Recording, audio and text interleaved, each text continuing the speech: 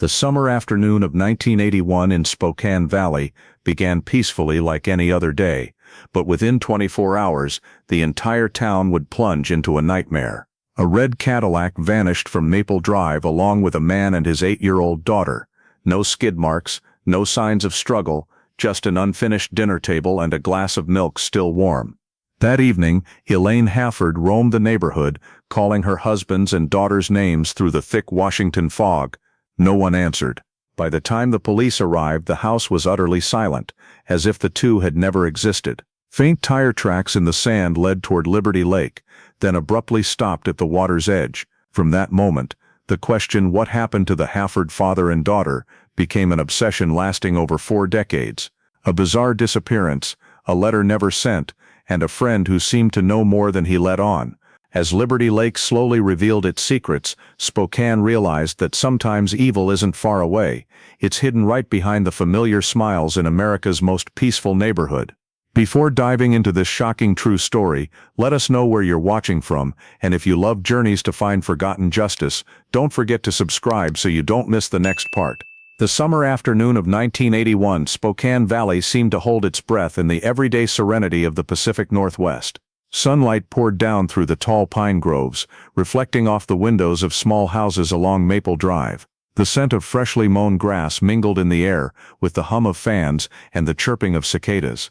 James Halford, 36, an electrical engineer at the local plant, had just gotten off work. He pulled up in his 1979 red Cadillac in front of the elementary school, where Lucy, his 8-year-old daughter, was waiting, her hair in pigtails, clutching the pink knit doll he'd given her for her birthday the week before. "Let's head to Liberty Lake, we've got time to catch the sunset," James said, his voice gentle as always. The father and daughter drove off in the late afternoon sun, the red car slowly rolling away from the neighborhood, reflecting the evening light on its metallic paint. The neighbor across the street, Mrs. Kramer, watched them go, managing a smile and waved to Lucy, unaware it would be the last time she saw them. As the last light faded, Maple Drive fell quiet. Night wind rustled through the wooden fences, leaves brushing together in a soft rustle. The Halford family home stayed dark, curtains drawn tight. The red Cadillac wasn't in the driveway, the garage empty. In the kitchen, 2 plates of cooled food sat untouched, the wall clock frozen at 8:40. The phone rang incessantly, then went silent. Elaine Halford, James's wife, returned after a long shift at Deaconess Hospital, set down her bag, and called softly. She walked through the living room, seeing her husband's coat still hanging on the hook, Lucy's small sneakers neatly by the door. The dining table was still set with bowls and utensils, a half-empty glass of water. Elaine opened the back door, stepped into the yard. The wind carried the cold, damp smell of grass. She ran to the neighbors' houses, asking frantically if anyone had seen the Cadillac or heard a late car. No one knew anything. One person mentioned faintly hearing an engine at dusk, but not from where. Elaine returned, phone in hand, calling every acquaintance, her voice trembling more with each ring. Time dragged on, a strange premonition rising in her chest. Something had happened. By 9:30, fear had erased any calm rationale. Elaine stood in the middle of the living room, looking around at the familiar furnishings, feeling like she was in an abandoned house. She reached out, dialing emergency. The ringing stretched long, echoing through the empty room. On the other end, a dispatcher's voice sounded distant, but Elaine couldn't remember what she'd said. All she knew was that in that moment, the peace of Spokane Valley shattered. That night, a wife reported her husband and daughter missing without a trace. The next morning, hazy sunlight filtered down onto Maple Drive, still lingering with dew. 2 police cars parked in front of the white Halford family home. Sheriff Vernon Blake and young officer Charles Mendez stepped out, carrying notebooks and a Polaroid camera. Elaine opened the door, her face dazed after a sleepless night. Her voice trembled. "My husband, my daughter, they didn't come back. The car is gone too." Blake nodded. "We'll check thoroughly, ma'am." Inside, the house was strangely silent. No signs of break-in or struggle. The front door unlocked, curtains drawn, belongings tidy. On the dining table, 2 plates of cold food, a tipped glass of water leaving a stain. By Lucy's chair, Blake noticed a tiny faint mud smudge, a child's shoe print. The living room showed no disturbance. In the study, they found a hastily scribbled note from James, "Check circuit box, Liberty." The handwriting messy, like a reminder for unfinished work. "Liberty, Liberty Lake?" Blake asked. Elaine nodded, her eyes ringed with dark circles. "He often took Lucy there, but never this late." She clutched a photo of the father and daughter, her voice choking. The report quickly reached the Spokane police station. By late morning, a search team was dispatched to Liberty Lake, about 10 miles from the Halford home.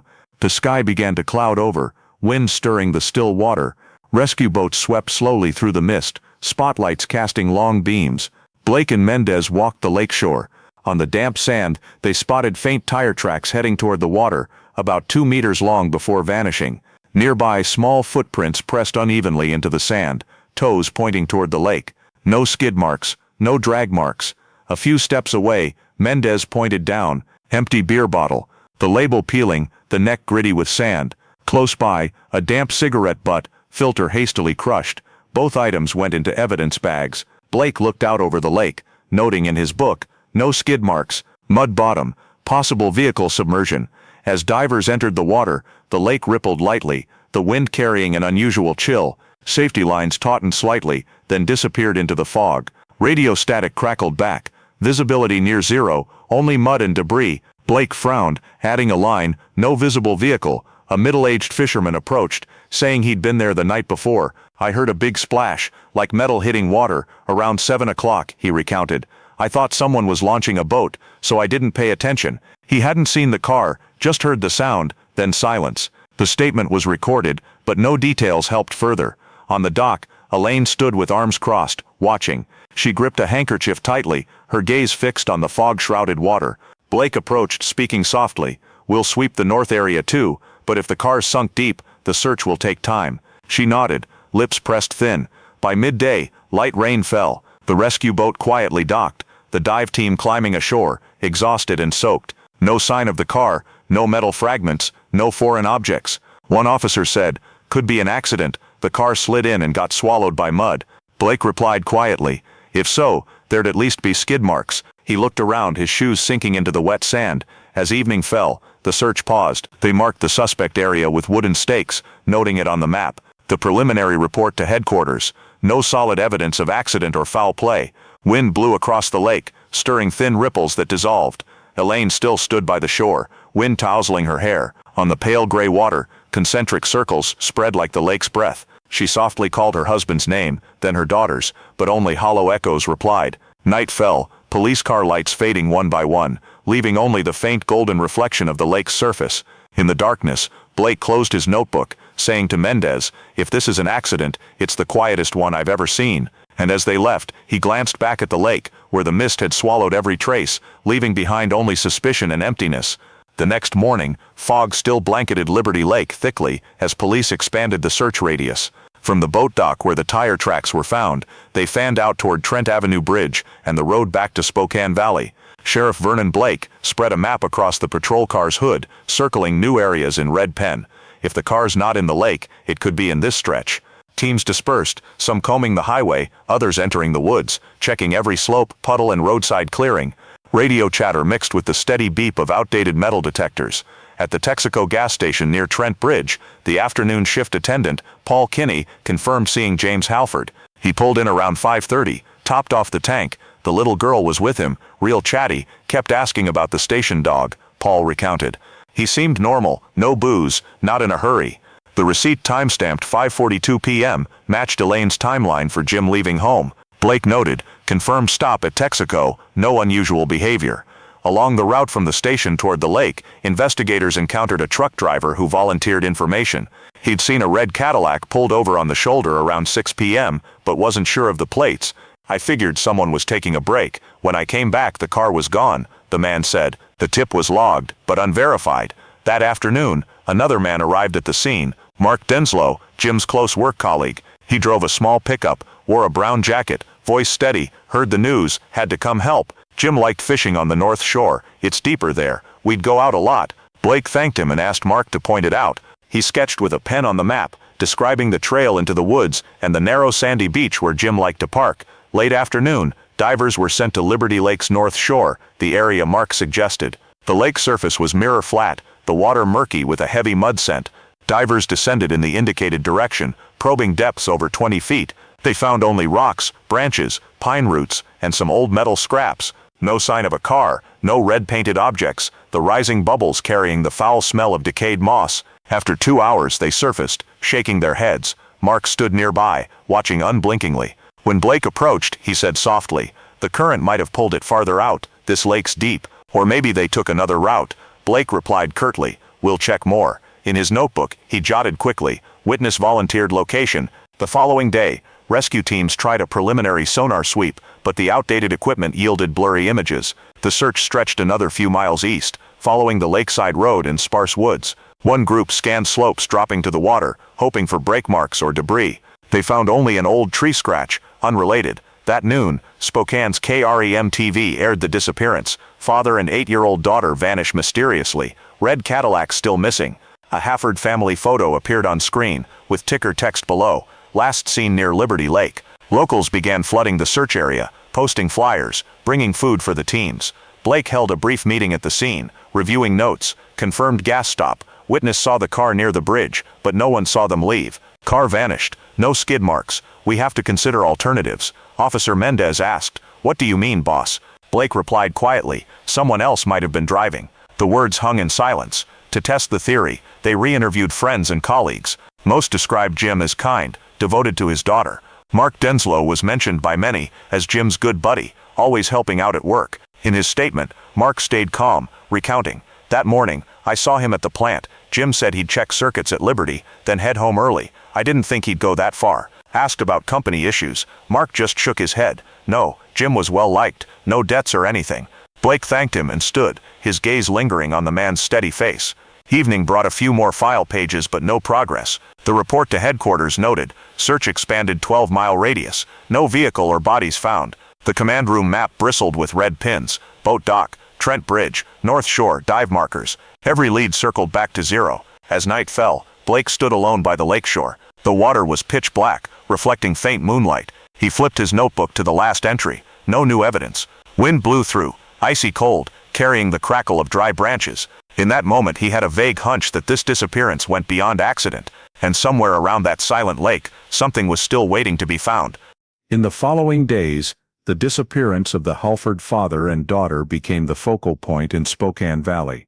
The Spokesman Review newspaper ran photos of James and Lucy on the front page with the headline, "Father and Daughter Vanish Mysteriously, Police Expand Search Around Liberty Lake." Local television news covered it every evening, showing footage of volunteers walking along the lakeshore, holding flashlights and missing posters. From early morning, residents flooded the lake area, setting up supply stations, bringing coffee and food for the police. Some volunteers piloted boats, others waded into the water in rubber boots to search. But the more people got involved, the more chaotic the scene became. Footprints overlapped, tire tracks were erased by mud and rain. On the morning of the 5th day since Jim and Lucy vanished, police received an unmarked envelope delivered directly to the station. Inside was only a single folded sheet of paper, scrawled in black ink, "Check the old boat ramp." No sender's address, no other words. Blake held the paper,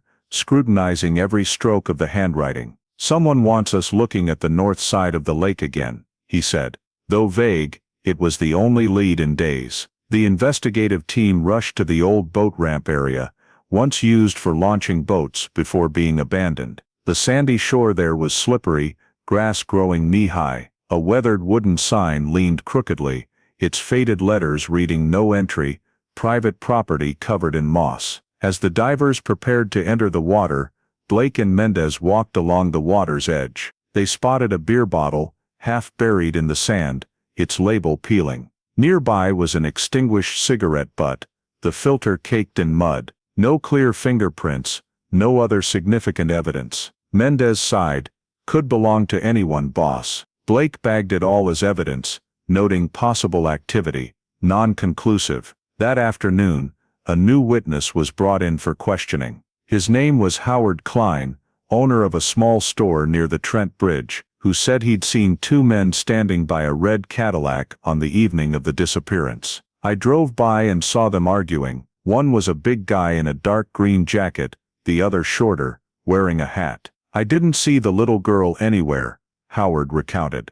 "By the time I turned around, they were gone." Police showed him a photo of James. He nodded hesitantly. "Could be this guy, but I'm not sure." It was real dark. The statement sparked fresh suspicions. If Jim had truly argued with someone near the lake, it might not have been an accident. Blake ordered a sweep of the area around Howard's store, but nothing turned up. No cameras, no corroborating witnesses, just rumors spreading through town. Some said they'd seen the Cadillac speeding toward the highway and vanishing. Others swore they'd heard screams in the night. None of the details checked out. In an internal briefing, the officers split into two clear investigative camps. One group believed accident was the most likely scenario. The car could have slid into the lake and been swallowed by mud, with the tire tracks fitting that theory. The other insisted on a criminal element, based on the anonymous note and the account of the two men. Could be personal revenge, Mendez speculated. If Jim uncovered something at the plant, someone might have wanted to shut him up. Blake didn't rule it out, but there was no evidence to back it up. The press began spinning wild theories. Some articles suggested James had fled with his daughter, due to debts. Others hinted at Elaine's involvement. Police held a press conference to state there were no clear signs of foul play, and to urge an end to speculation. Elaine sat in the back row, head bowed, silent as people gossiped about her family. That afternoon, Blake returned to the lakeshore, standing before the old dock mentioned in the anonymous tip. He eyed the slope down to the water, where grass mingled with old tire marks. If someone dumped the Cadillac here, he said, after a few days, the surface would have shown oil slicks or bubbles. But nothing. Mendez nodded, silent. Both knew that if the car had sunk deep, their current tools wouldn't find it. Dusk began to fall. The rescue team's lights reflected shimmering on the lake's surface, casting faint streaks like illusions. From afar, Liberty Lake looked peacefully eerie, with no sign that a car, a man, and a child had ever been there. Blake closed his notebook, murmuring to Mendez, "We've got witnesses, an anonymous letter, minor evidence, but nothing connects." A few days later, the case stalled. News coverage tapered off. Residents returned to their routines. Only Elaine still came to the lake each afternoon, sitting on a wooden bench overlooking the water, sometimes talking to her daughter, as if Lucy were still beside her. In the police station office, the map hung there, dotted with red pins and the words, "No leads confirmed." The Halford case began slipping into the gray zone between accident and crime, where every clue dissolved into mist, and all that remained were unanswered questions. A week after the disappearance, Spokane Valley was no longer peaceful. The Spokesman Review ran a huge headline. 7 days, no car, no bodies, no answers. TV news looped footage of Liberty Lake shrouded in fog, interspersed with commentary. "Police are stumped." Residents started whispering. Some said Jim had run off with his daughter, others that both had been murdered. Public pressure pushed the Spokane Police Department into a corner. Police Chief Vernon Blake called an emergency meeting. "We have to rule out every possibility. Start with the family." That afternoon, Elaine Halford was invited to the interrogation room. She sat across from Blake, her face gaunt, hands clasped tightly in her lap. "Any recent arguments between you two?" Blake asked. "No, we were fine. Jim was just busy at the plant. Finances. Any debts or investments? None. We were getting by." Blake flipped through bank records. No withdrawals, no transfers, no irregularities. "Do you think your husband left voluntarily?" Elaine let out a weak laugh. "No, Jim would never do that. And Lucy, she was terrified of water." The answer left Blake speechless. The next day, he held a press conference. "No evidence of foul play," he said curtly. "We haven't ruled out accident or voluntary departure." The neutral statement was immediately twisted by the media in every direction. A reporter asked outright, could the wife be involved? Elaine watched the broadcast replay on TV, tears streaming silently. As police hit dead ends, Mark Denslow, Jim's close co-worker, started showing up more often. He helped Elaine fix a leaky pipe, mow the lawn, even brought food and comforted her. "Just believe they'll come back." Neighbors called him the good friend. In her report, Mendez jotted a brief line, "Mark Denslow, helpful volunteer, No one noticed that Mark always dodged questions about the night Jim vanished. Blake hadn't given up his suspicions. He returned to Liberty Lake with the search team. Heavy rain poured, the water level rose, the surface murky. Metal detectors scanned slowly through the deep mud, but found nothing. One diver said, "If the car sank here, it's under a thick layer of silt. We don't have the tools to see it." Blake noted in his log, "Search suspended, poor visibility." He knew despite wanting to push on, they were gambling in the dark. That evening, in his small office, the desk lamp gleamed off the thick Halford file. Blake pored over pages, gas receipts, maps, witness statements, all disjointed, like missing puzzle pieces. He stared at a photo of Jim and Lucy, two serene smiles against a summer sky, and felt defeat. But press pressure wouldn't let him stop. The county sheriff called demanding a clear resolution by week's end. On day 9, police rechecked Jim's financials: no loans, no high-value life insurance, no economic motive, no signs of crime. Investigators began accepting the accident hypothesis as most reasonable. The summary report stated, "No signs of violence at home detected. No witnesses confirming criminal activity. Car and bodies not located." Blake signed the summary, his pen pausing at possible accident or voluntary disappearance. He knew this conclusion convinced no one, but it was the only way to close the case temporarily, amid public pressure. On day 10, the rescue team pulled out of the lake. Barricades were removed. The old dock fell quiet again. Residents stopped gathering. Reporters moved on to other stories. Only Elaine still came to the lake each afternoon,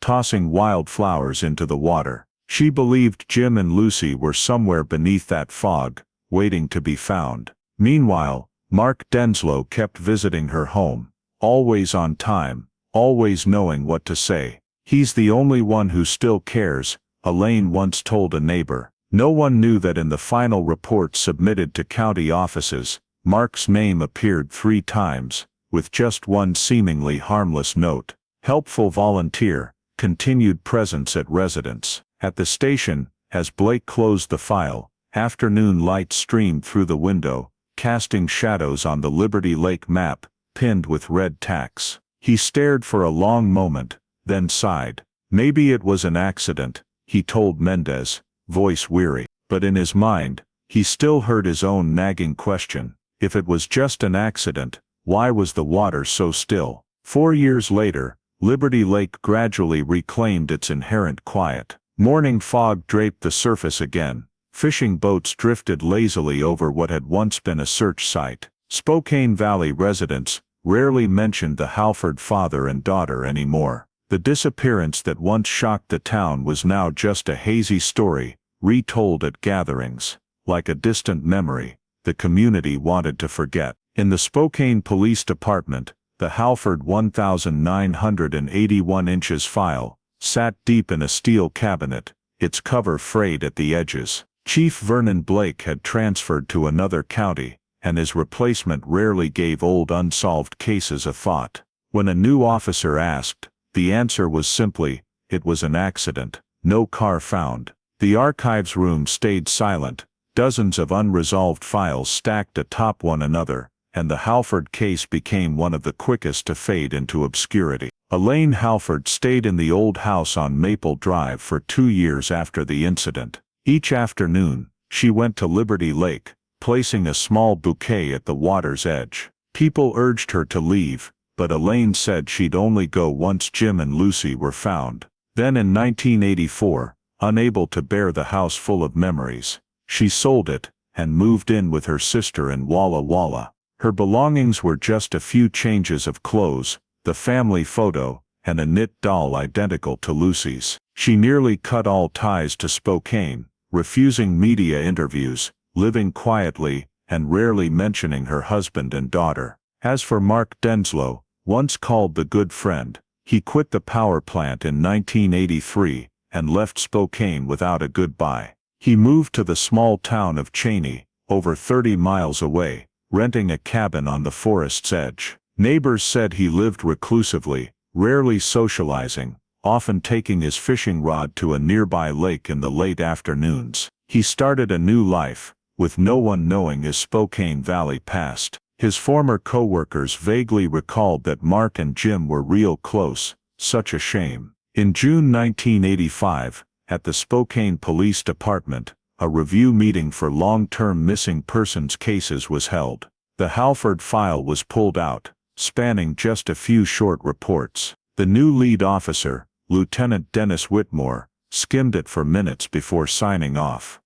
Status changed, missing persons, inactive. A red stamp slammed onto the file's corner, closing the case on paper. No one searched anymore. The rescue team moved to new disappearances. Funding for Liberty Lake dried up. The old dock where barricades once stood was dismantled, its warning signs rusted and tilting in the wind. That summer, the annual fishing festival was held right there. Kids laughed and played, music rang out, and Liberty Lake looked as if it had never hidden a secret. In Walla Walla, Elaine tried to start over. She worked part-time at the library, living in a small apartment near the church. Each morning, she jotted a few lines in an old notebook. Day 1096, they still haven't come back. Eventually, she stopped counting. She knew Jim would never abandon his daughter, but she no longer had the energy to convince anyone. When asked, she just whispered, "They haven't been found." In Cheney, Mark Denslow lived like a ghost. He did odd jobs at a machine shop, occasionally fixing cars for hire. Townsfolk said he rarely left home except for late afternoon fishing trips. They called him the quiet woods guy. No one knew that in his locked cabinet, he kept a small wooden box containing a photo of Jim Halford beaming beside the red Cadillac. That fall of 1985, a resident near Liberty Lake said that some early mornings, he'd spot a glint under the water, maybe car glass, maybe just sunlight reflecting. But when he checked again, it was gone. The story circulated for a few days, then sank into oblivion. As winter arrived, snow blanketed the boat ramp thickly, the lake froze over. No one mentioned the red Cadillac, or the 8-year-old girl with the knit doll anymore. Only the water remained,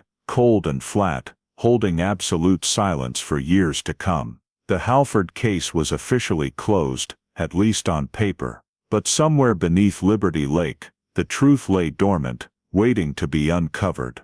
42 years after the disappearance, Liberty Lake remained as still as if it had never hidden any secrets. On a foggy autumn morning in 2023, the mist hung thick over the water's surface, reflecting the feeble silver light of the weak sun. In downtown Spokane, on the third floor of the county police headquarters, the cold case unit sprang back into action. Detective Karen Holt, 38 years old, the newest member of the team, was assigned the task of reviewing unsolved disappearances from the previous century. She opened a long list of yellowed files. Amid the stack of old documents, a thin folder labeled Halford, James and Lucy, 1981, caught her eye. Holt flipped through the pages, a sparse report, a few blurry photos, and a map of Liberty Lake dotted with red pins. On the final page, she spotted a note in blue ink, "Northern Dock not fully searched," signed, V. Blake, 1982. She leaned in, whispering, "Why skip that area?" When she checked the electronic database,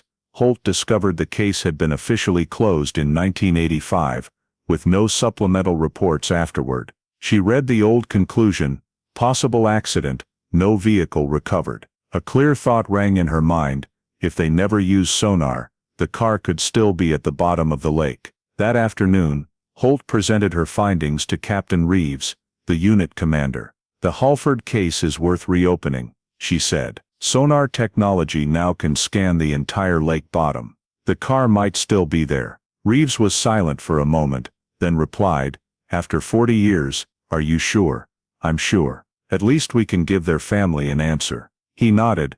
"All right, call the volunteer dive team." Holt contacted Exploring the Depths, a non-profit organization specializing in helping police find missing persons and vehicles using 3D sonar. The team consisted of 3 people: Bill McIntosh, veteran diver; Lauren Peters, sonar specialist; and Dan Pritchard, salvage technician. When Holt mentioned the Halford case, Bill raised an eyebrow slightly. "I've heard about Liberty Lake. There's a rumor a Cadillac is buried down there." He agreed to help immediately. On September 18, 2023, Holt arrived at Liberty Lake with the dive team. A light wind blew, the water's surface flat as a mirror. They installed the 3D sonar equipment on the boat, preparing to scan the entire lake area. "Start from the south, then gradually head north," Lauren said, her eyes glued to the screen. The first images appeared: rocks, rotten tree trunks, and a few small metal objects. Nothing unusual. Holt sat quietly, watching the sonar screen move steadily. Beside her, Bill double-checked the coordinates. "The northern area is where it'll get interesting," he said. Holt nodded, her gaze landing on the faded note on the old map. As the boat approached the northern dock, Lauren suddenly said, "Hold on, there's something here." The screen showed a long block about 16 feet, with a strong metal echo. Bill zoomed in, his eyes lighting up. "That's the shape of a car. Could be a 70s Cadillac." They marked the coordinates, and lowered the waterproof camera. On the screen, the light pierced through the black mud. In the frame emerged an object covered in moss, rounded at the front, the car's roof. Holt gripped the railing tightly. "Oh God, it could be it." Bill leaned in to observe closely. "Driver's window is down, body intact, right size for a Cadillac." They were silent for a few seconds, then Bill turned and said, "We'll need divers to confirm. If it's right, this is the first time the car has been seen in 42 years. Holt jotted quickly in her notebook.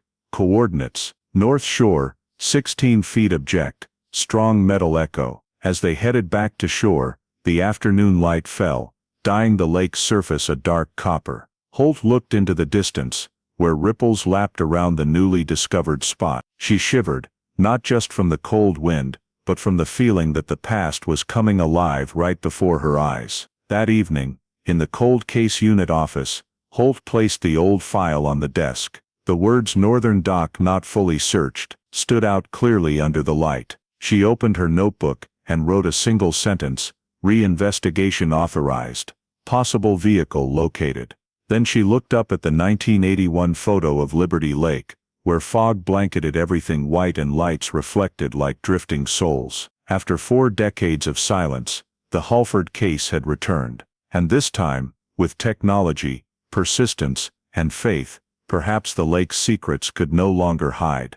The next morning, autumn fog still hung thick over Liberty Lake. The air carried the scent of mud and damp pine needles, steam rising in thin layers like smoke. On the northern boat dock, the Exploring the Depths team began preparing equipment. Detective Karen Holt stood by the boat's rail, notebook in hand, eyes gazing out at the grayish water. A cold wind blew lightly through, the lake still as a mirror, broken only by the small rumble of the rescue boat's engine. Bill McIntosh, the veteran diver, checked the sonar unit mounted at the stern. "We'll rerun yesterday's scan path," he said. "If the signal's stable, we'll go down." Holt nodded. "I want to make sure that thing isn't a rock, or a sunken boat." Lauren Peters, the sonar specialist, sat in front of the display screen, the green light illuminating her face. She adjusted the scan angle, her hand lightly moving the control lever. "Start scanning from 47 degrees north, heading toward the western sandy shore. Speed 2 knots, she announced. Images gradually appeared on the screen. Faint light streaks, solid rock masses, scattered dark shadows of rotten tree trunks. Then at the edge of the frame, a curve emerged, clear, symmetrical, with strong metal feedback. Lauren raised an eyebrow, zooming in on the image. "Here it is," she said softly. The group leaned in to look at the screen. The object was about 16 feet long, tilted at a depth of 24 feet. Rounded edges, an elongated body with a tapered front, the distinctive shape of an old sedan. Bill said slowly, "This curve, perfect for a 1979 Cadillac frame." Karen Holt stayed silent for a few seconds, eyes fixed on the image. She felt her heart beating faster. On the screen, the echo waves continuously oscillated in the car's dome shape, sketching the shadow of a Cadillac, lying still at the lake bottom, like a forgotten sleeper for 4 decades. Lock in these coordinates, she said. Circle the boat around once more to confirm. The boat moved slowly around the area, the sonar scanning multiple times, each signal matching perfectly. Lauren marked a flashing red dot on the digital map. Target 01. No doubt about it, she said. That's a car. Bill stood up, pulling on his thick rubber diving suit, checking the oxygen valves. I'll go down first, he said. Cold water and lots of mud, visibility under 2 meters. I'll use the tether and helmet camera. Holt gripped her notebook tightly, nodding. Be careful. We just need to confirm the shape and license plate, if possible. As Bill dove down, the safety line tautened. On the control screen, the camera transmitted live footage, thick blackish green, tiny mud particles floating like dust. The helmet light cast a thin beam, sweeping the lake bottom. A metal mass loomed faintly in the watery haze. I see something. Bill's voice came over the radio, low and steady. A curved surface, covered in moss and shells. Holt and Lauren exchanged glances, eyes wide. The image shook slightly, then stabilized. The camera panned, revealing the car's roof clearly. A red Cadillac. The paint now turned to a rusty brown gray. Mud covered half the body, wheels sunk deep. Driver's side door partially open, window down. Bill said, frame intact, no major breakage. Holt lightly gripped her bag strap, heart pounding. Can you see the license plate? I'm trying to wipe the mud. Hold on. The image shook violently, as Bill scraped the moss. Then a faint line appeared. WA, 1979, 6B 9423. Lauren let out a sharp breath. Holt said softly, matches the plate in the file. Bill's voice came again. There's an object inside, on the driver's seat. Looks like the seat frame is broken, windshield cracked. I'm not touching it. Heading back to the surface. Holt said, confirm coordinates, mark the anchor point, come up. When Bill surfaced, cold water droplets splashed into the early light. He pulled off his mask, breathing heavily, but with sparkling eyes. It's a Cadillac, for sure. Frame intact, tilted in the mud. No mistaking it. Holt looked out at the lake, her breath catching. She said quietly, as if to herself, 40 years still waiting. The group fell silent. The wind rustled through the pine grove, dry leaves drifting down to the water's edge. Holt keyed the radio, reporting back to headquarters. Vehicle matching Halford 1981 disappearance confirmed. Depth 24 feet. Coordinates North Liberty Lake. Request salvage team and forensics. That afternoon, light rain fell. Police and rescue vehicles gathered around the dock, safety lines and buoys strung across the lake. Holt stood on the boat, watching the dive team prepare to go down again, to secure the tow lines. Underwater, murky lights moved slowly, white bubbles rising steadily. Everyone knew they were on the brink of a historic moment, in a case long thought dead. After more than an hour, the radio signal crackled, lines secured, prepare to lift. The crane on the large boat slowly tensioned, the steel cable vibrated, the lake water churning. The scent of mud and old metal rose. Parts of the car body emerged from the water, first the roof, then the cracked windshield, finally the mud-caked frame. Whispers caught in the silence. When the wheels touched the light, Holt stood frozen. The old red paint now a rusty brown, but the shape unmistakable. James Halford's 1979 Cadillac. The surrounding water turned murky, reflecting the flashing rescue lights. Bill lightly touched the frame, his voice hoarse. 42 years underwater, and it's still here. Holt just nodded slightly. On the hood, the Cadillac logo was faint under the moss, as if rising with the buried memories. The car was hauled onto the deck, water dripping down, the musty mud scent filling the air. Lauren bent down to check the door, then said softly, driver's door partially open, no safety lock. Inside window down, someone drove it down here. Holt was silent, the wind tousled her hair, rain sliding down her jacket shoulder. She peered into the car's interior, through the broken glass, only thick darkness. Call forensics, she said, they'll handle the rest. Amid the slow engine rumble, Holt looked up at the lake. The ripples gradually settled, as if nothing had happened. But in her eyes, something had just awakened. 40 years gone by, Liberty Lake had finally given back what it had held tight for half a lifetime. The car, and with it, the Halford family's secrets. The 1979 red Cadillac lay still on the salvage deck, water dripping in black streams onto the boat floor. The smell of mud and rust permeated the air. Detective Karen Holt stood silently gazing at the freshly recovered body. Lights from the rescue vehicles, reflecting off the faded paint, turned to brownish gray. The car was warped, the roof caved in, the front windshield shattered, the left side eaten away by mud. Yet the shape remained intact, instantly recognizable as a late modern 70s Cadillac model. Forensics technicians set up a rain tarp, arranging high-powered floodlights. "We'll open the driver's side door first," the scene lead said. Holt nodded, stepping back to let them work. When the door swung open, a thick black wave spilled out, carrying the cold fishy stench of mud and time. Inside the cabin, light pierced through the dust and steam, glinting off the rotten leather seats. Amid the pile of mud and shattered bones, the first thing that emerged was a pink plastic necklace, the string discolored, but the heart shape still whole. Next to it was the small wool doll, its fabric face worn thin, yarn hair tangled, the one Lucy Halford always carried on outings. "Remains present," a technician said softly. They used tweezers to lift a small bone fragment, placing it in a specialized container. "Size indicates child." Karen bowed her head, lips pressed tight. She recalled the old photo in the file, little Lucy smiling, holding that very doll. Continuing the search, they found the remaining adult human bones in the driver's seat, cracked skull, arm bones jammed under the steering wheel.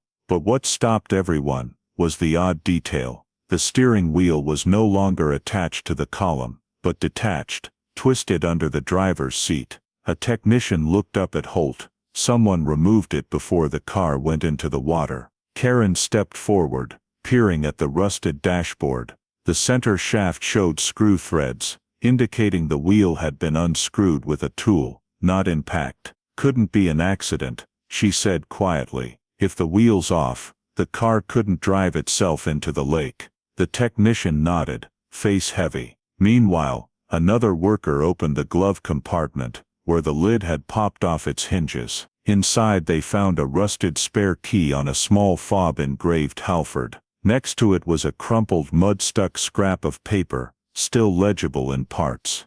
"Check panel, Mark," Karen frowned. She used tweezers to bag the paper scrap. "Preserve the sample for analysis," she said. As they moved to the back seat, more small items surfaced, plastic toy pieces, a broken keychain, old coins. Each one seemed to recount the final moments of father and daughter, trapped in darkness and cold water. No one spoke. The constant click of cameras mixed with the patter of rain on the tarp.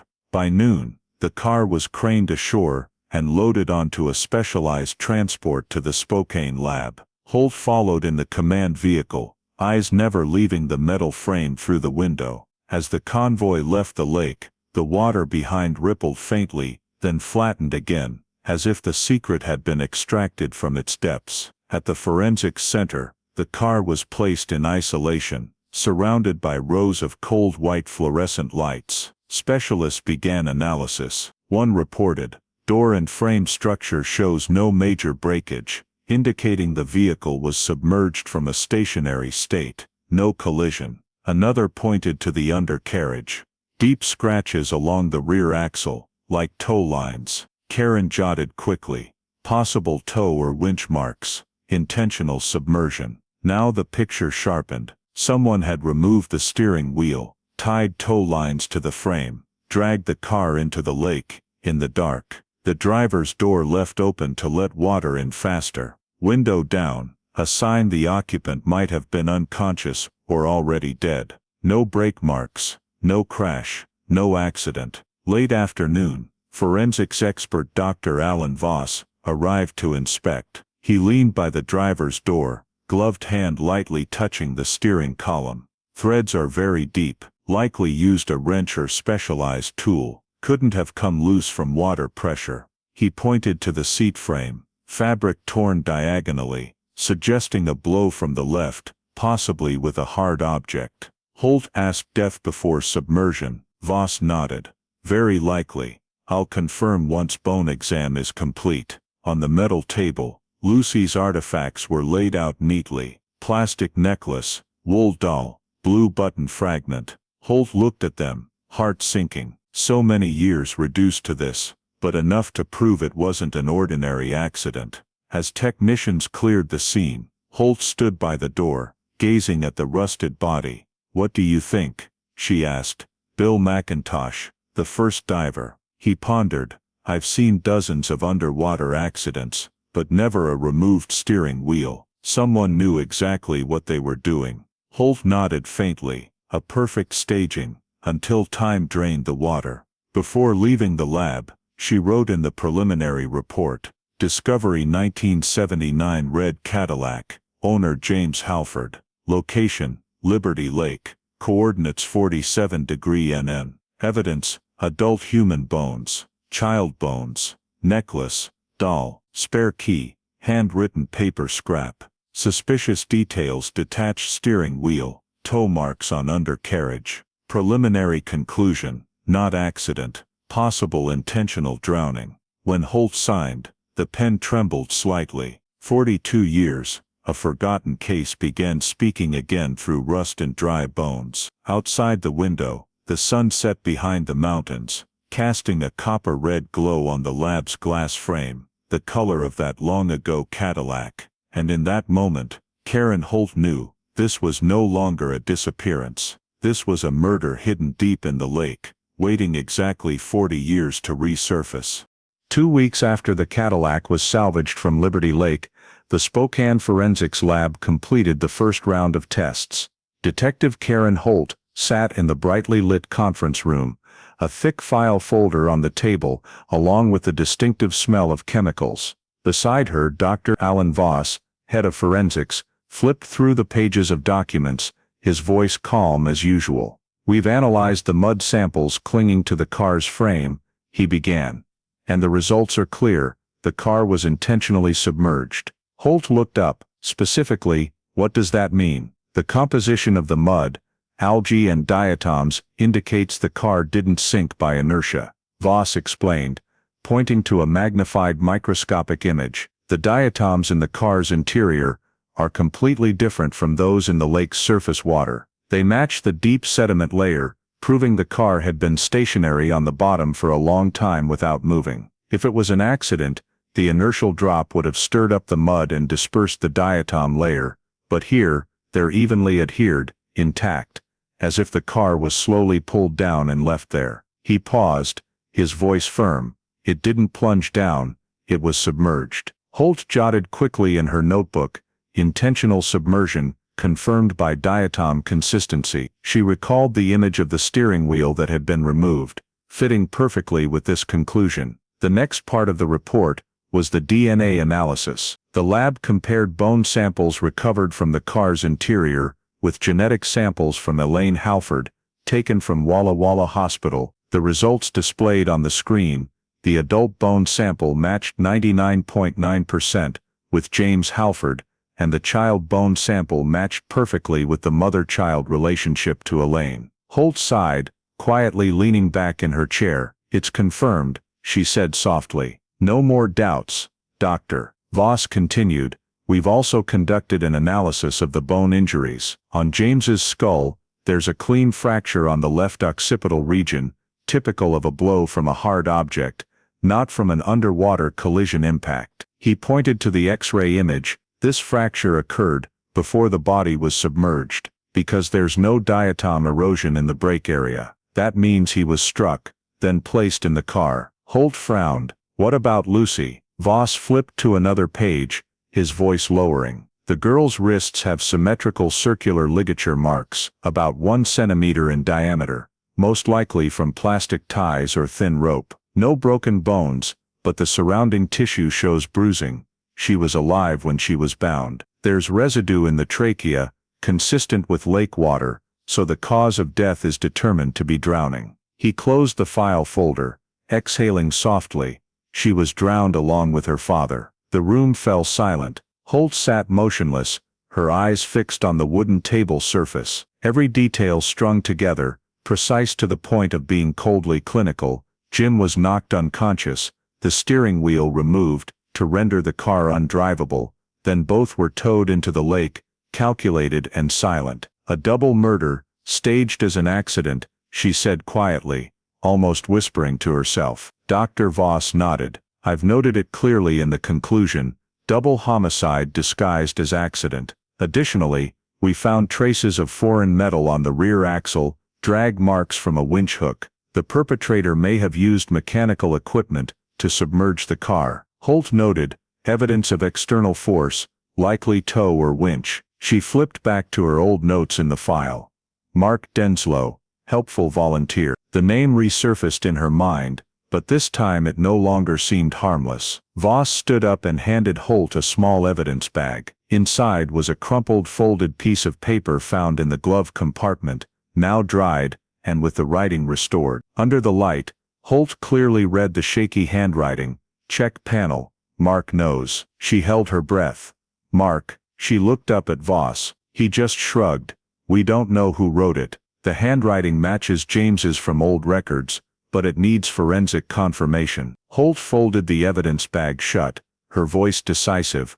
I'll find the person with that name. That afternoon, she drove back to Liberty Lake, where only the wind and the flat water remained. On the dock, the marks from the crane and tow cables were still etched in the mud. She gazed down at the dark water surface, thinking of the man and child buried there for 42 years. Someone wanted to bury them forever, she said softly. But water doesn't keep secrets. The next day the comprehensive report was submitted to the Spokane County office. The bolded text on the final page read, Case status, reclassified as homicide investigation. Victims, James Halford 36, Lucy Halford 8. Cause of death blunt force trauma, Jim drowning with restraint marks, Lucy. Manner of death, homicide. Captain Reeves read it through, then looked up at Holt. Good work, now we know it's murder. But who did it, and why? Holt replied slowly, I have a name, and he might still be alive. As she stepped out of the room, the faint afternoon sunlight filtered through the glass hallway, shining on the plaque that read, Cold Case Unit, Evidence Never Dies. Holt paused, a faint smile tugging at her lips, then gripped the evidence bag tightly in her hand. The story buried for 4 decades had found its first voice, and this time, she wouldn't let it fall silent again. After the Halford case was reclassified as a double homicide, Detective Karen Holt continued sifting through old evidence stored in the Spokane County warehouse. The storage room was cold and quiet, the fluorescent lights flickering as they reflected off the steel shelves filled with dusty file boxes. Amid hundreds of cases, she found a small box with a faded label, Halford Evidence, 1981. Inside were nylon-sealed packets yellowed with age, handwritten labels in old ink, cigarette butt and beer bottle, Liberty Lake. Holt donned gloves and opened the bag containing the cigarette butt collected from the old boat dock. The filter was yellowed, still bearing traces of cellular material. Resample and run STR analysis, she told the DNA lab technician. If there's DNA, I want it compared to the National CODIS database. The technician raised an eyebrow. A 40-year-old sample, but I'll give it a shot. 3 days later, the results appeared on the screen. CODIS match. Subject, Mark A. Denslow, DUI 1999. Holt read each word slowly, her heart pounding. Mark Denslow, she repeated. The familiar name from the old files, Jim's close colleague, the one who had participated in the search, and was the first to point out the North Shore area where the Cadillac was found. She reopened the 1981 investigation transcript. His name appeared 4 times, always described as a helpful volunteer. It was his tip that had led the police back then to focus their search in the wrong direction. Now, Mark's DNA had turned up at the very dock where the car was submerged. No doubt, he had been there that night. Holt brought the results to Captain Reeves. He read them over, frowning. This sample could be contaminated. Holt, he was a volunteer. He might have smoked at the scene afterward. No, Holt said firmly. The sample was sealed within the first 24 hours, before Mark was recorded as participating. He had no reason to be there. Reeves was silent for a moment, then nodded. All right, but be careful, we're digging into the past from 40 years ago. Holt pulled civil records. Mark Denslow, now 74, lived in the town of Cheney, 30 miles from Spokane. No priors except the 1999 DUI. The next morning, Holt drove to his house, a weathered wooden home tucked behind a row of pines, the yard full of fallen leaves. She knocked on the door. A tall silver-haired man appeared. Mr. Denslow, yes, that's me. She flashed her badge. I'm Detective Holt, Spokane Cold Case Unit. I'm re-investigating the Halford case from 1981. Mark froze. After all these years, I can't help with anything. Holt met his gaze. We just found their Cadillac under Liberty Lake, and we have your DNA at the scene. His face briefly relaxed into a strained smile. DNA, after 40 years you must be joking. I smoked back then. Who remembers where they tossed a butt? But that butt was collected the first night, at the dock where the car was submerged. Holt replied calmly. According to records, you were the first to point out that area. Mark fell silent for a moment. Then he spoke quickly. I was just helping. Jim used to fish there. I told the police because I thought they should search it. As for the accident, maybe he had been drinking. We didn't find any alcohol, Holt interrupted, but we did find the steering wheel removed, and toe marks on the undercarriage. The car couldn't have drifted into the lake on its own. Mark looked away, his eyes blurring in the afternoon light. I don't know anything, he said softly. I just remember it being cold and foggy that day. I helped with the search, and that was it. Holt observed closely. His hands trembled slightly, his voice no longer steady. She sensed the tension in every gesture, as if he were holding something back. If you remember any more details, she said, call me. Then she turned away, but left her gaze lingering, just long enough to make him uneasy. On the drive back to Spokane, Holt opened her notebook and wrote quickly. Mark Denslow, DNA match 1981 cigarette. First to identify North Dock. Defensive when questioned. Possible involvement in submersion. She snapped the notebook shut, her eyes on the pine forest along the road. In her mind, the fragments of the case began to fit together. The car intentionally submerged, the steering wheel removed, and the only person with a reason to be at the North Shore was Mark. That evening, at the Cold Case Unit office, Holt pinned an old 1981 photo of Mark to the investigation board. Beside it was the case diagram, linking from photos of Jim and Lucy to images of the salvaged Cadillac. She circled Mark's face in red marker and wrote a concise line. Primary suspect, Mark Denslow. The desk lamp shone on the black and white photo, a young man with arms crossed over his chest, staring straight into the lens. Back then, he was the good friend, the helper who shared the Halford family's grief. But now, more than 40 years later, that same gaze seemed coldly defiant of the past. Karen Holt leaned back in her chair,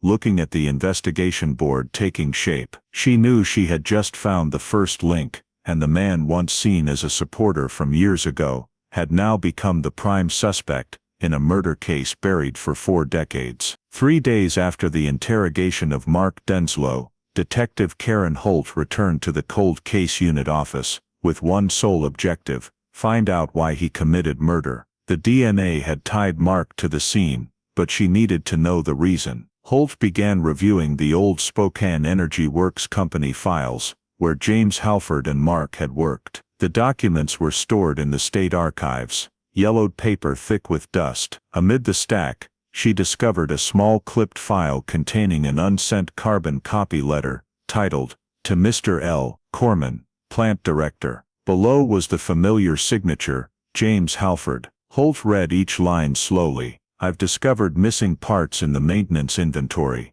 There are signs of fraud, and altered inventory logs. I have evidence, and will report directly to the director. At the end of the letter, Jim had added by hand, If anything happens to me, check the electrical file cabinet, drawer D. Holt inhaled deeply, knowing immediately this was the missing piece. If Jim was about to accuse someone of stealing parts, that person could only be the inventory manager, Mark Denslow. She immediately contacted the old Spokane Energy Works HR department. After hours of searching, the clerk confirmed Mark Denslow was let go in 1983 due to internal issues. There had been suspicions of parts discrepancies beforehand. A retired engineer still remembered, Jim told me, if Mark keeps embezzling, I'll report it to the director. Then a few days later, he disappeared. Holt jotted quickly in her notebook, financial motive established, victim discovered theft.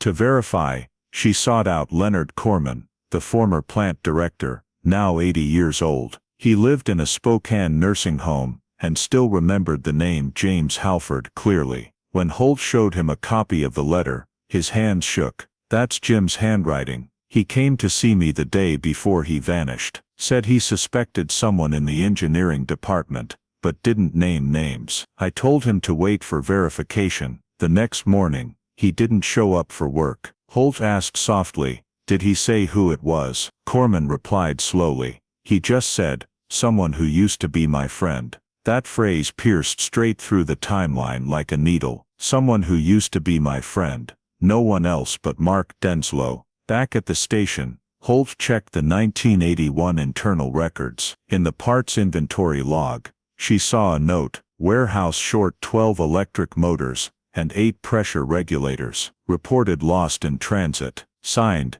M. Denslow. It all matched the accusations in Jim's letter. Holt presented the discovery to Captain Reeves. He read it over and nodded. If this letter is authentic, then we have motive. Denslow was embezzling. Jim found out, and he had to silence him. Exactly, Holt said, and he chose a way to make it look like an accident. Knocked out Jim, bound Lucy, removed the steering wheel, towed the car into the lake. Reeves looked at her, his eyes heavy. We need a witness to corroborate. Holt contacted Paul Kinney, the 1981 Texaco gas station attendant, the last person to see Jim and his daughter. Now in his 60s, he lived in Spokane suburbs. When Holt asked, he slowly recalled, that night, Jim bought gas, the girl was in the car. I saw another man nearby, smoking, driving a brown truck. He kept looking toward the Cadillac. Holt showed him an old photo of Mark Denslow. Paul was silent for a few seconds,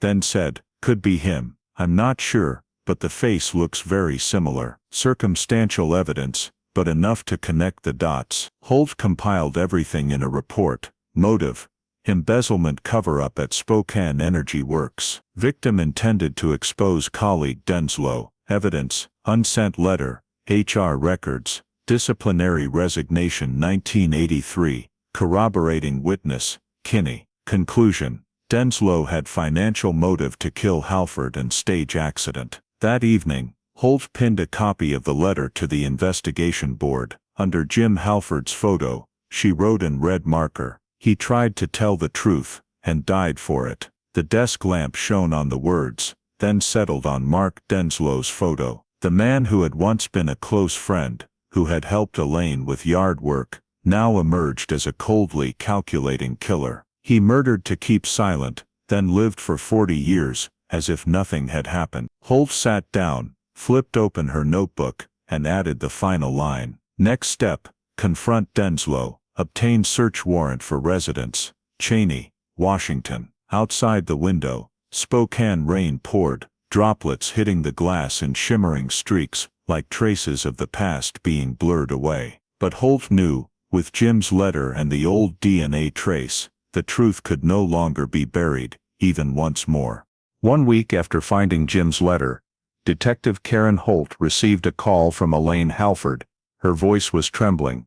I just found something in Jim's old box of stuff. It might be important. That afternoon, Holt drove to the small apartment in Walla Walla. Elaine placed an old wooden box on the table. Inside were family photos, a few documents, and a cassette tape with faded labeling. I think Jim used it to record technical meetings, she said. But this tape, it might be evidence. The faded label only showed a few words. Plant, December 18, 81. Holt plugged the tape into the small cassette player that Elaine still kept. Static crackled. Then a man's voice came through clearly. Jim Halford. I've double-checked the tech storage. There are at least 8 motors with tampered seals. Another voice responded, deeper and raspier. What are you talking about, Jim? You should let this go. Jim was firm. No, Mark. I can't. Elaine's hand clenched slightly at the mention of that name. I recognize Mark Denslow's voice, she said. Holt said nothing, just nodded faintly. The tape continued. The sound of a chair scraping, quick breaths. Then Jim said, if you don't stop, I'll report to Corman in the morning. A short silence, then the second voice low, hissing through clenched teeth. We'll take care of it tonight. After that, static and the tape ended abruptly. Holt stood silent for a few seconds. Are you sure that voice is Mark's?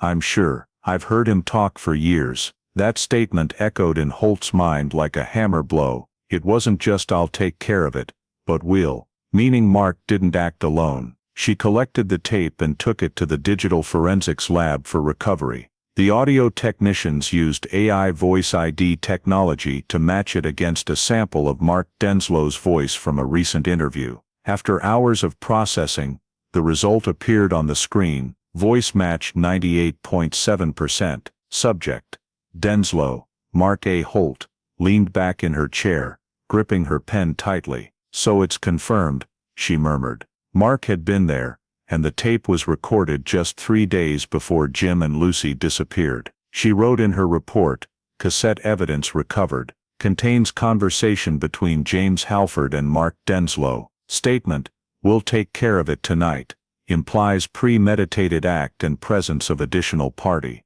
The will nod at her. If Mark said we, who was the second person? She pulled up the 1981 engineering department employee list again. Besides Mark and Jim, there was one other name, Charles Chuck. Henley night shift supervisor, quit early 1982. Note, last seen December 19, 81. Relocated to Oregon. Holt jotted in her notebook.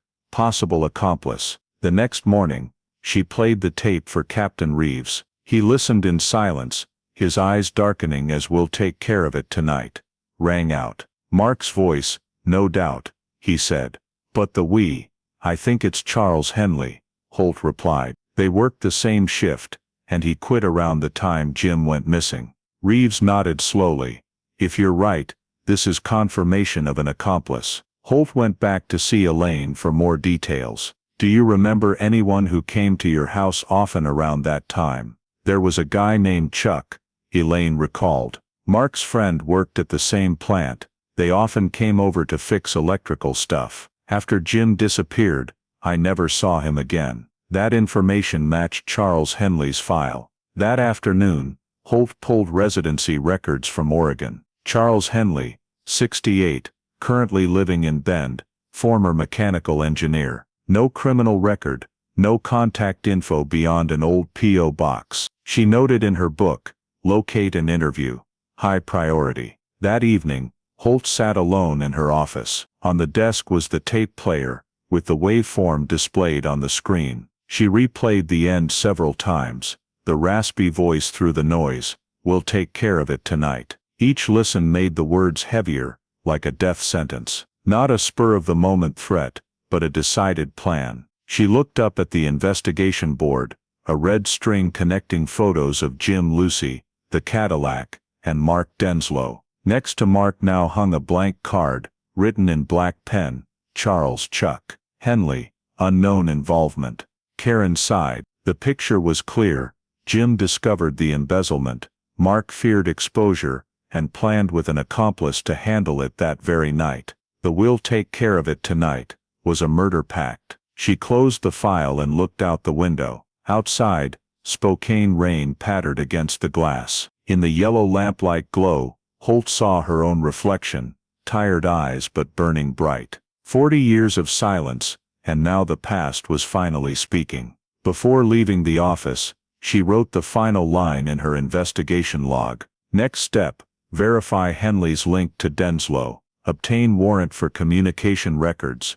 1981, 1982. Prepare for arrest. On the desk, the old cassette tape still lay there, light reflecting off the faded plastic shell, and in the smooth whir of the machine, Holt heard it echo one more time, the words that changed everything. "We'll take care of it tonight." A confession, buried in mud and time, now an undeniable piece of incriminating evidence. Peach N14, the hidden storage, 1.000 T. After securing the voice evidence, Detective Karen Holt moved to the next step, obtaining a search warrant for the house and storage unit that Mark Denslow had rented since the early 1980s. According to civil records, Mark had maintained a contract on an old unit on the outskirts of Cheney for over 40 years, paying in cash on time. That raised Holt's suspicions. No one keeps an empty unit for 4 decades, unless they're hiding something. Early morning, Holt arrived at the storage facility, with the forensics team, and a prosecutor. Rows of rusted metal containers, lined up in straight lines, weeds growing knee-high. The elderly manager pointed to Unit 47. He rented this in 1982. Never let anyone inside. When the lock was cut, the roll-up door creaked open, dust and the smell of rust spilling out. Inside, flashlight beams swept over cardboard boxes, mechanical tools, and a few tarped items. Holt pulled back the first tarp, revealing a brown leather jacket, the cuffs stained with dark red paint that had faded to brown over time. "This color matches the Cadillac's paint," the technician whispered. Next to it was an old winch cable, the iron hook rusted but still twisted in its original shape.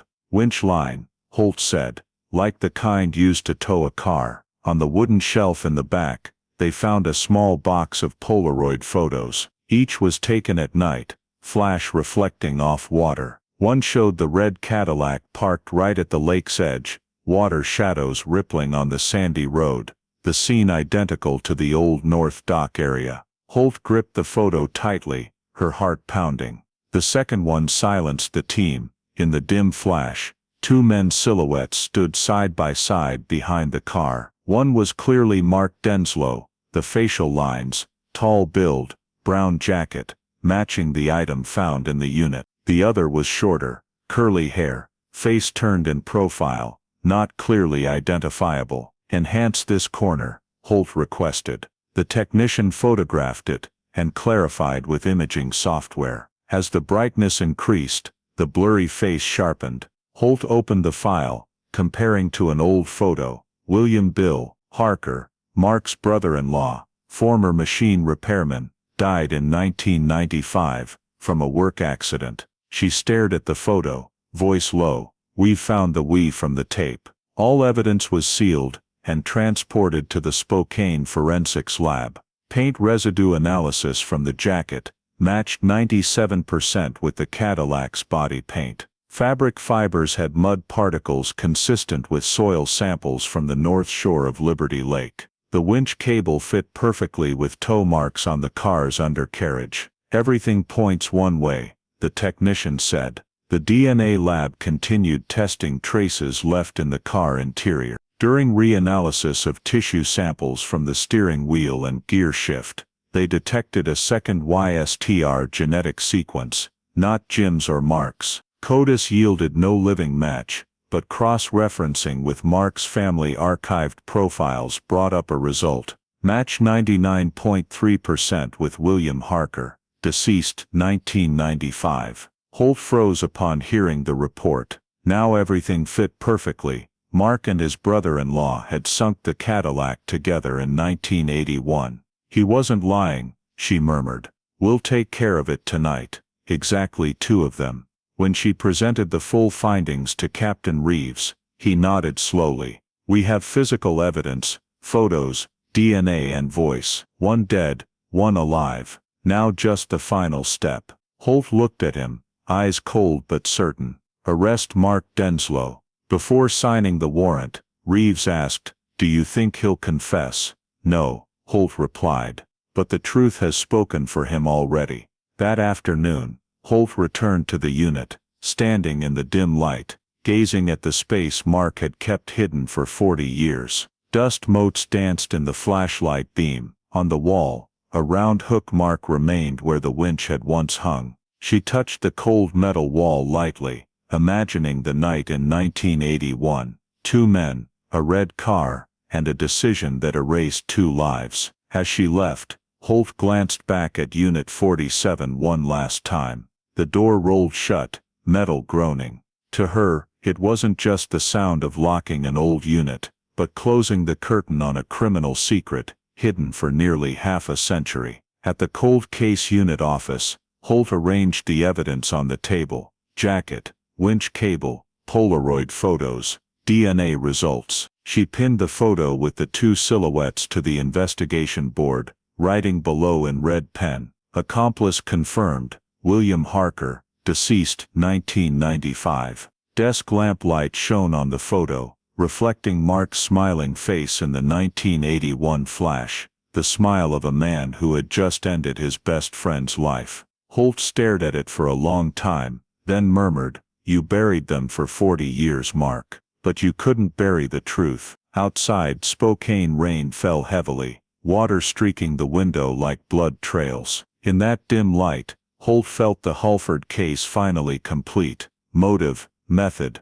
and accomplice, all leading to one point: a forgotten rusted unit, where the sins of the past still lingered, with the smell of mud and red paint. Patient 15, the confession 1.000T. The next morning, Mark Denslow was arrested at his home in Cheney. When police knocked, he only murmured, "It's about Liberty Lake, isn't it?" Then fell silent, as they cuffed him. At 74, with silver-white hair and a gaunt face, Mark didn't resist, just stared at the ground as he was led away. In the Spokane interrogation room, Detective Karen Holt sat across from him. The room had only one yellow overhead light. On the table sat a thick file, and 2 Polaroid photos. Holt began calmly, "You know what we found, don't you? Your DNA in the car, your voice on the tape, and you next to the Cadillac." Mark leaned back in his chair,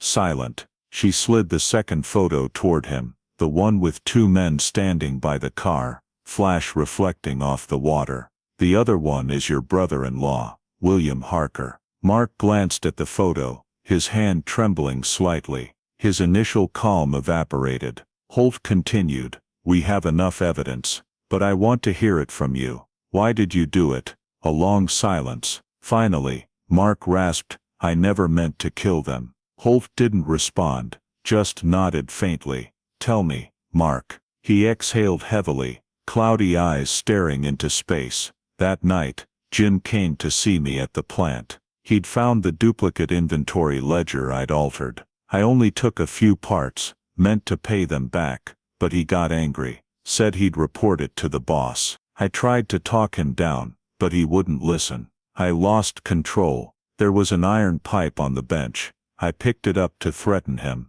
then swung." He paused, voice choking. He fell to the floor, head hitting the machine edge. Blood everywhere. "I thought it was just an injury. I didn't mean to." Holt flipped her notebook, eyes never leaving him. "What about Lucy?" Mark closed his eyes, lips trembling. "The girl ran in. She saw me and her dad. I told her to calm down, but she screamed. I didn't know what to do. I was scared everything would fall apart. I called Bill, my brother-in-law. He was the only one I trusted. When he got there, he looked at Jim's body, and said, 'Now the only way is to hide it.'" Holt listened silently, pen still jotting every line. "Then what did you 2 do?" Mark bowed his head. "We wrapped Jim in a tarp, loaded him into the Cadillac. Lucy was still crying. I thought she was in shock. Bill said we had to take it all to the lake, so no one would suspect. He got the winch cable from the boat, hooked it to the undercarriage. I drove, and he rode the boat pulling. When the car slid in, I could still hear Lucy calling her dad's name. His voice grew thick. I just stood there watching, did nothing." The room fell silent. Holt asked slowly, "Did you remove the steering wheel?" Mark nodded, eyes red, "To make it look like an accident. Bill said so. I just wanted it over quick. I didn't know Lucy was still alive. I thought she'd passed out. Holt pulled the autopsy report, reading slowly. The girl had ligature marks on her wrists. Drowning was the cause of death. Mark shuddered, hands clenched tight. I didn't want that. I only wanted to hide Jim. I didn't mean to kill her. That statement made Holt pause her pen. She looked up at him. After decades, the killer had finally admitted it. Not an excuse, but a belated unburdening. Mark continued, voice fading. After that, Bill took the boat back first. I stayed to watch the lake. When the car sank completely, I knew there was no going back. I went home, told Elaine I'd help look. I thought if I pretended long enough, I could believe it was really an accident. Holt closed her notebook, voice calm but cold. You lived peacefully for 40 years, Mark. But secrets don't die with the water. Liberty Lake gave it all back. Mark fell silent, eyes on the photo on the table. Bill's dead now, he murmured. I'm the only one left to pay. Maybe I deserve it. Holt stood, gathering the evidence. You'll have a chance to say that in court. She signaled the duty officer to come in and take the statement. As the door closed, Holt looked at Mark one last time. His aged face was now just a faded shadow of the man once called a good friend. On the table, the light reflected off the two Polaroids, one capturing the moment he and his brother-in-law stood by the Cadillac, the other undeniable proof of his crime. 40 years ago, he believed Liberty Lake would keep the secret forever. But in the end, the water itself brought the truth to the surface, forcing his final words. I didn't mean to kill her. After Mark Denslow confessed, Detective Karen Holt still felt something was off. He confessed everything but couldn't explain the technical details that made the Cadillac sink so perfectly, too neat, too deliberate. She believed there was more evidence, something Mark hadn't mentioned. 3 days later, Holt received a report from the Cheney Storage Facility office. According to Mark's storage rental data, besides Unit 47, where they had previously found the jacket and Polaroid photos, there was a second unit, Unit 19, rented on the same day in April 1982, paid in cash regularly for 4 decades. Mark had never mentioned it in his confession. That morning, Holt and the forensics team arrived at the site. Winter wind whipped through the rows of rusted metal containers, the Cheney storage sign clattering in the gusts. When the rolling door was opened, dust billowed out, the smell of motor oil, metal and damp wood rushed out. Holt shone her flashlight deep inside. In the middle of the storage was a large wooden crate, covered with thick tarpaulin and old ropes. She removed the tarp, her heart beating a little faster. Inside, lying neatly, was a car steering wheel covered in reddish-brown rust. The black plastic had rotted, but the Cadillac logo was still clear. Holt whispered softly, the removed steering wheel, the thing Mark had said he threw into the lake after sinking the car. At the bottom of the crate was a winch kit, steel cable, pulley wheel, and industrial anchor hook. All the parts were old, but the end of the cable still had faint red paint marks. The crime scene technician knelt down, gently scraping the paint stuck on the cable. This sample matches the color of the paint on the Cadillac, he said. And look here, the wear marks match the chassis. Holt nodded, her eyes tense. So he kept the entire kit after the crime. She carefully noted it down and had the evidence sealed. When the wooden crate was loaded onto the transport vehicle, another officer discovered under the torn tarp an old technical notebook. The first page was handwritten by Mark, winch calibration, Liberty test. The next line noted the date, December 21, 1981. The exact day Jim and Lucy disappeared. Holt opened the notebook. The following pages contained hand-drawn diagrams, boat models, winch cable connections, pulling directions from shore to mid-lake. The note at the bottom of the page, use second hook to stabilize front axle, prevent float. She read silently, a chill running down her spine. Not just murder, he planned the technical details to sink the car perfectly. All the evidence was transported to the Spokane Forensics Center. The technical lab immediately compared the paint, metal and wear samples from the steering wheel and winch kit to the remaining parts of the Cadillac. The results came back in just 2 days, 100% match. The report stated clearly, the steering wheel and winch equipment seized from locker #19 match the evidence from the Halford Cadillac vehicle. The paint layer, alloy, and rust correspond. The degree of match excludes random coincidence. As Holt read the conclusion line, she knew this was the final evidence. The piece that confirmed Mark's entire confession was not an accident, but a deliberate and meticulously calculated murder. That afternoon, she returned to the holding cell. Mark sat on the chair, his face more gaunt than before, hands clasped together. Holt placed the report on the table, her voice low. "We found the Cadillac steering wheel in your second storage unit." Mark looked up, his eyes empty. "I knew you'd find it," he said. "I kept it, as a reminder. And the winch kit, the drawings on how to pull the car." Holt continued, "You planned it, Mark. There's no accident here." He looked down, his voice hoarse. "I thought if I kept them, I'd control what happened. But every time I opened the storage, I just saw them in the water." Holt closed the file, looking at him silently. "You wanted to hide your guilt, but you kept your own evidence for 40 years. Mark smiled wearily. "Right.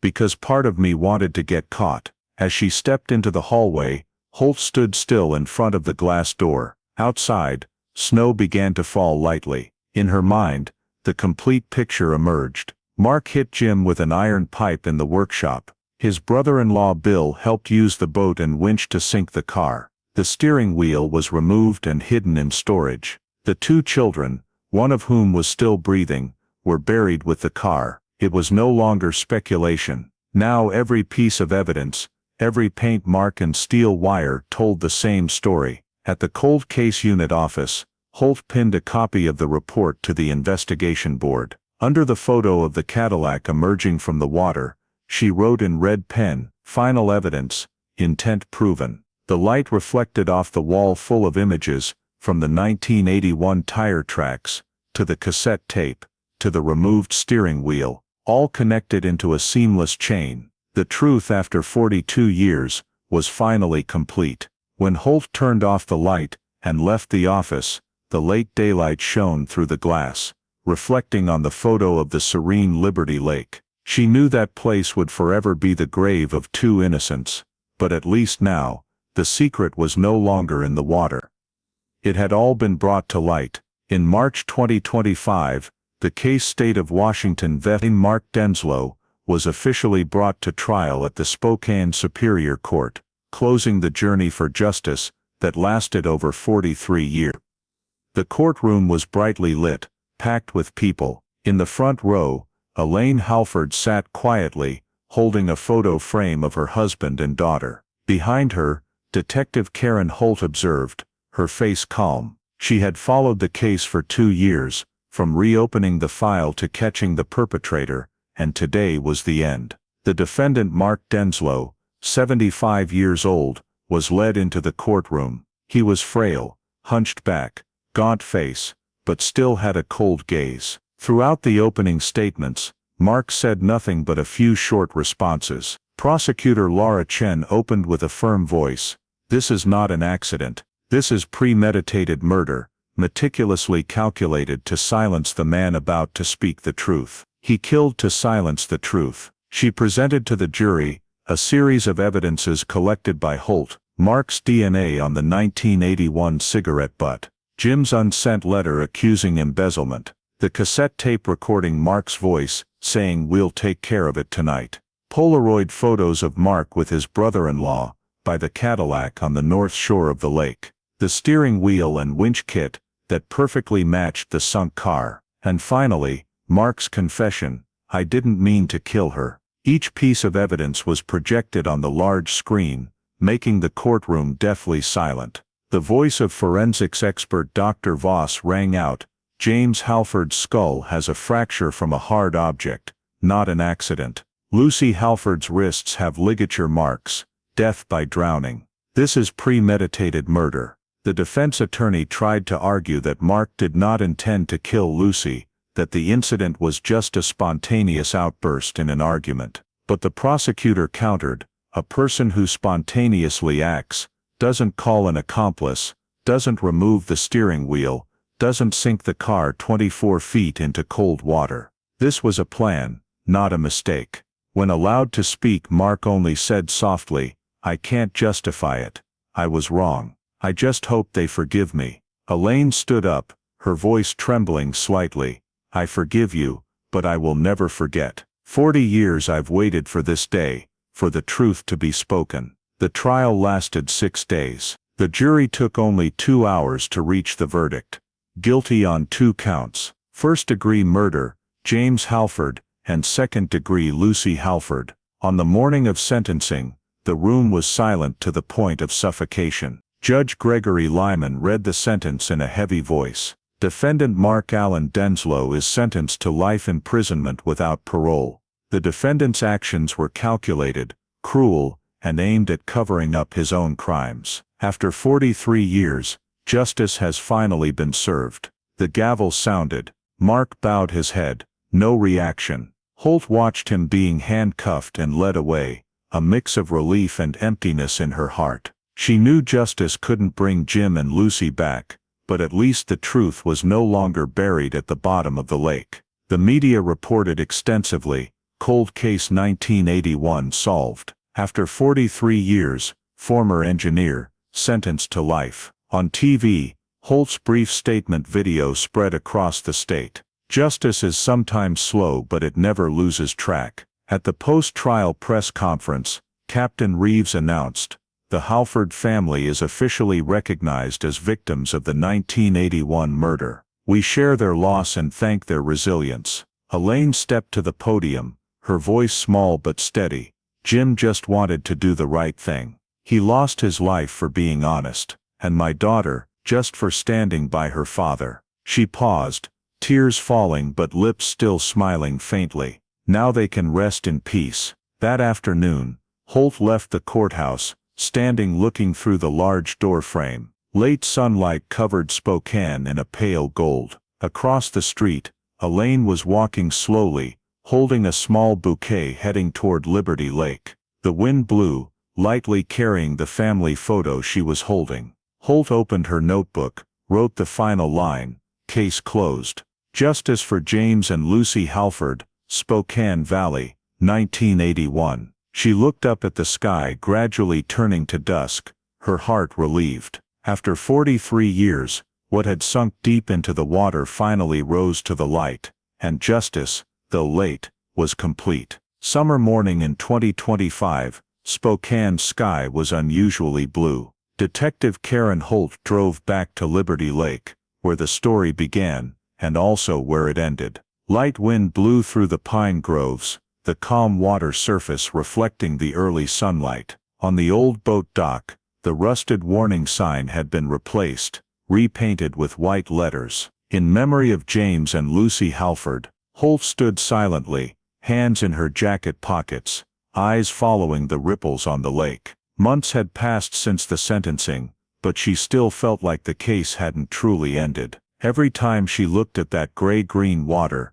she remembered the years of silence it had hidden, and the faint voices of justice that persistently rose. By the shore, the sonar team from the Exploring the Depths unit had returned at her invitation. Bill McIntosh, who had discovered the Cadillac with Holt, stepped off the boat, his voice still booming as the first day. "Can't believe you're calling us back." Holt smiled. "Just want to make sure everything here is at peace." One last time. The small boat moved slowly to the middle of the lake. On the sonar screen, the lake bottom appeared as curves and blurry shapes. The water here was nearly 30 feet deep, dark as if still holding the shadows of 1981.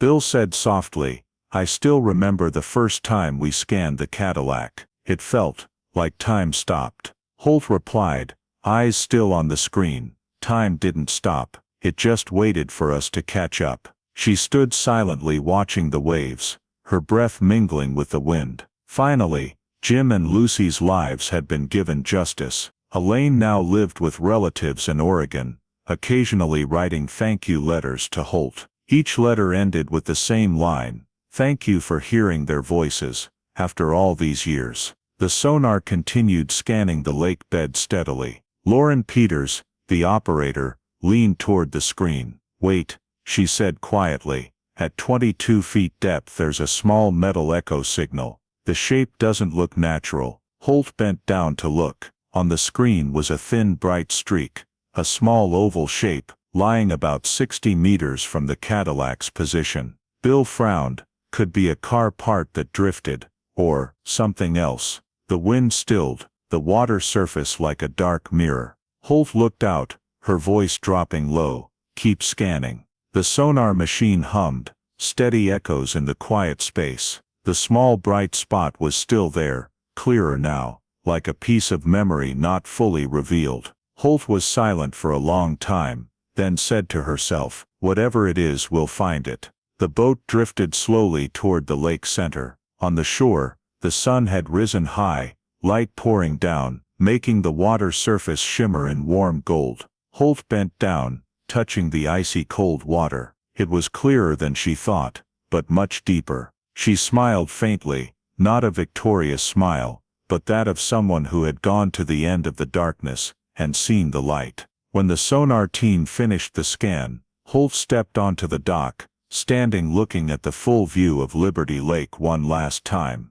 The engine sounds faded, only the wind and gentle waves lapping against the wooden pilings remained. She knew this place would forever be tied to Jim and Lucy Halford's names, and to those who brought them back to the light of truth. Before leaving, Holt turned back to look at the lake one last time. The water was still, only a few small ripples dissolving. She said softly, like a promise, "Some secrets sink deep, but time and truth always rise." Narrator's closing voice. For over 40 years, Liberty Lake held a secret, but justice never dies. Though buried under water, the truth still finds a way to rise, because time and people, in the end, always stand on the side of light. Holt left the dock, her shadow fading behind the pines. The sun reflected on the lake, brilliantly bright. The place that was once a deep grave for two people, now only peace,